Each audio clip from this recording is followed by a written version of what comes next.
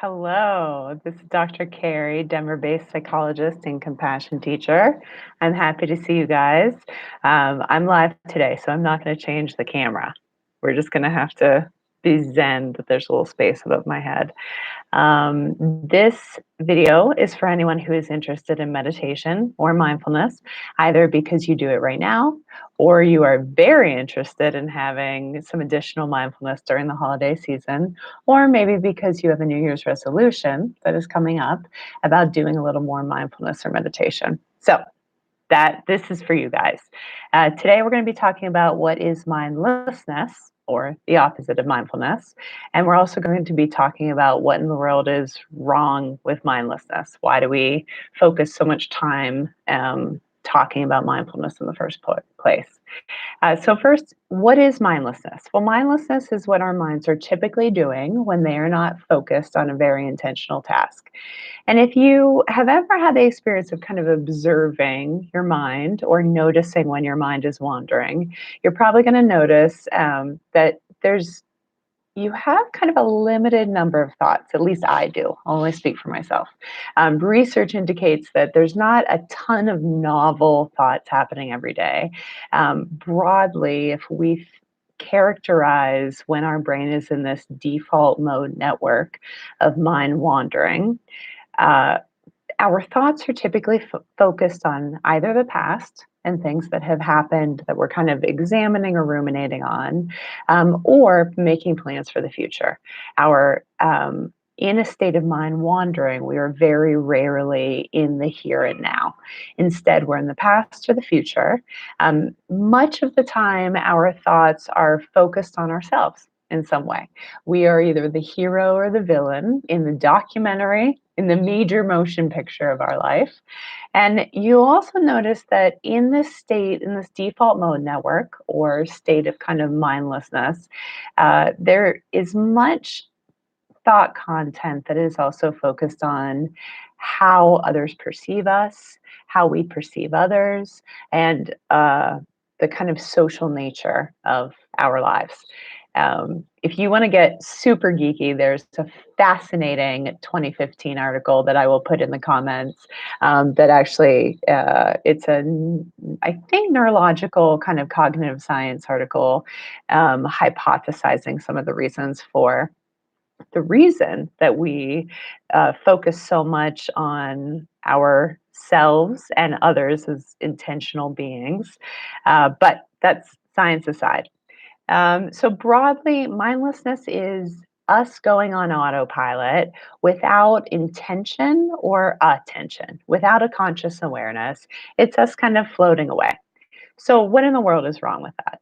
Well, Harvard researchers Killingsworth and Gilbert, I think, say it best when they describe the wandering mind is an unhappy mind. That's the title of their 2010 science article, where they pinged research subjects multiple times a day and asked, what are you doing? Is your mind wandering or not wandering? And how happy are you? And what they found is about half the times they asked people, is your mind wandering or are you focused on the task that you're doing? About half the time, people's minds were wandering. Okay, that's totally consistent with my experience as someone who has been meditating off and on for a decade, lots of mind wandering. And then they asked, how happy are you?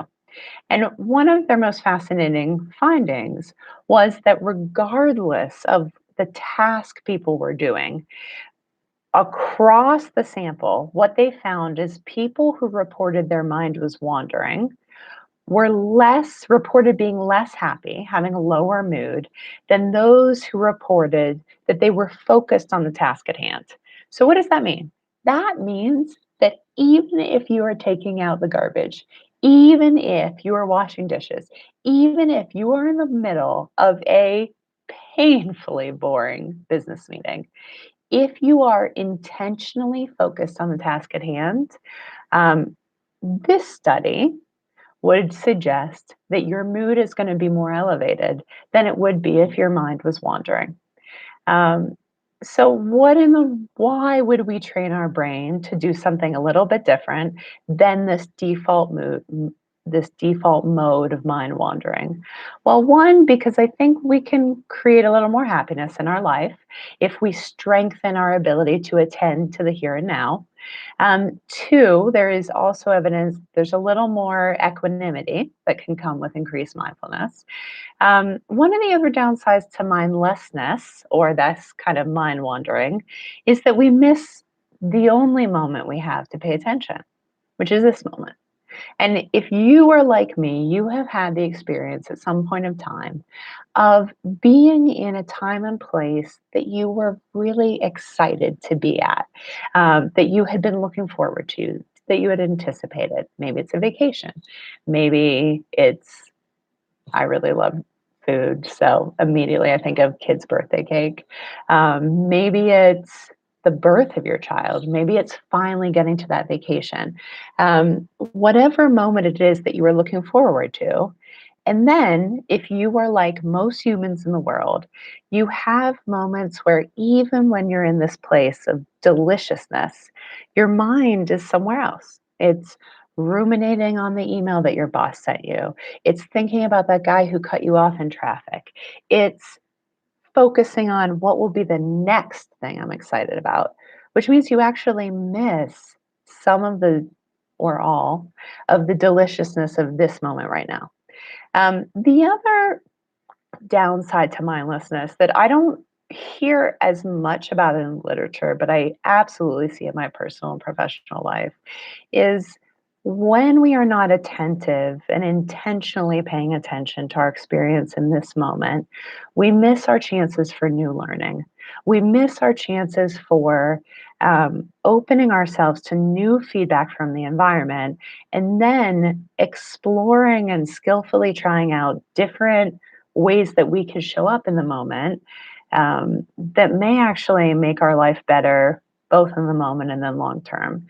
Um, when we're in a place of mindlessness, it's just we're on autopilot, right? We're responding the way to the environment we always have. And if we don't change anything, we always will. All right. So that is the summary of what is mindlessness.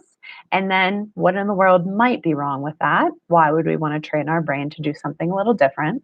I'm going to put citations for two science articles that I talked about in the comments. And I'm going to ask you, if you're willing, to put any comments or questions you have in the feedback, I guess the comment section in YouTube.